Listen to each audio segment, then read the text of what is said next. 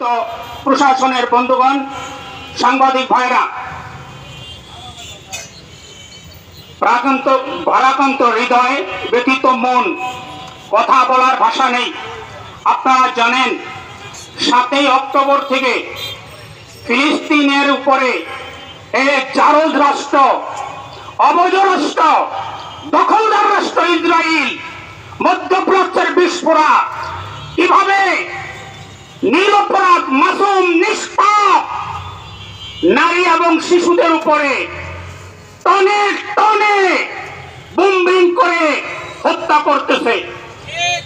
আমরা বলতে চাই, কোথায় জাতিসংঘ?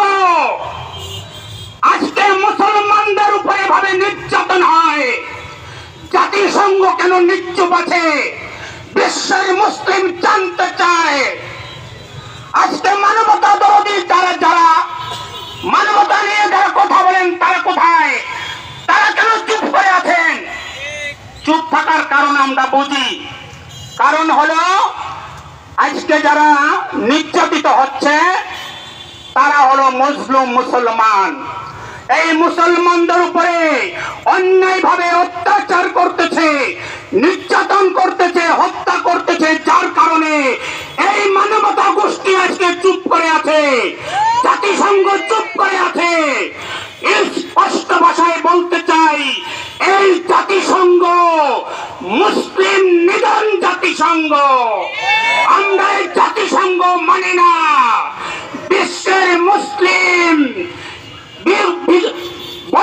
আওয়াজ তুলতে হবে, ঐক্যবদ্ধ আওয়াজ তুলতে হবে, মুসলিম জাতিসংঘ করতে হবে, মুসলমানদেরকে রক্ষা করতে হবে। ভাইয়েরা আমার, আপনারা জানেন 7ই অক্টোবর থেকে আজ প্রায় 8 মাস এভাবে মধ্যপ্রাচ্যের একটি বিস্ফোরা অবৈধ রাষ্ট্র ইসরায়েল প্রায় 40,000 নিরপরাধ শিশু এবং নারীদেরকে হত্যা করেছে। এর মধ্যে 90% হলো শিশু এবং নারী। আপনারা জানেন 43টি রাষ্ট্র জাতিসংঘে ভোট দিয়েছে ফিলিস্তিনকে রাষ্ট্রীয় স্বাধীন ঘোষণা দেওয়ার জন্য, কিন্তু আমরা কি দেখতে পাই?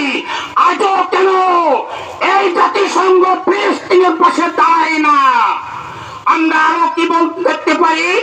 আমাদের পার্শ্ববর্তী রাষ্ট্র ভারত, এই ভারত ইসরায়েলকে অস্ত্র দেয়, আর এই ভারতের সাথে আমাদের এই সরকারের মহরম তহরম বন্ধুর সম্পর্ক। স্পষ্ট ভাষায় জানিয়ে দিতে চাই,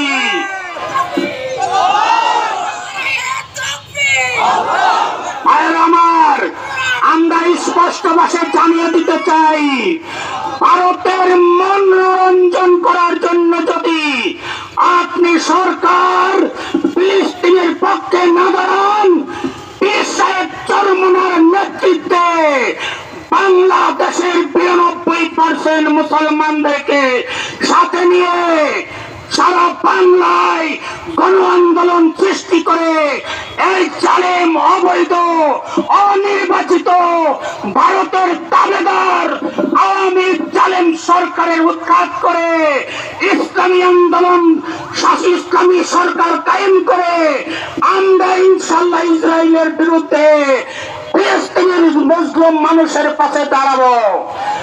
আমরা আপনাদেরকে উদারত আহ্বান জানাই, এখনো সময় আছে। সরকারে থাকতে চাইলে ইসরায়েলের বিরুদ্ধে স্পষ্ট ভাষায় ঘোষণা দিতে হবে। আপনারা বাংলাদেশের পাসপোর্ট থেকে ইসরায়েলের ব্যাপারে আপনারা যেই নীতি নিয়েছেন, আমরা এই নীতির বিরুদ্ধে ধিক্কার জানাই।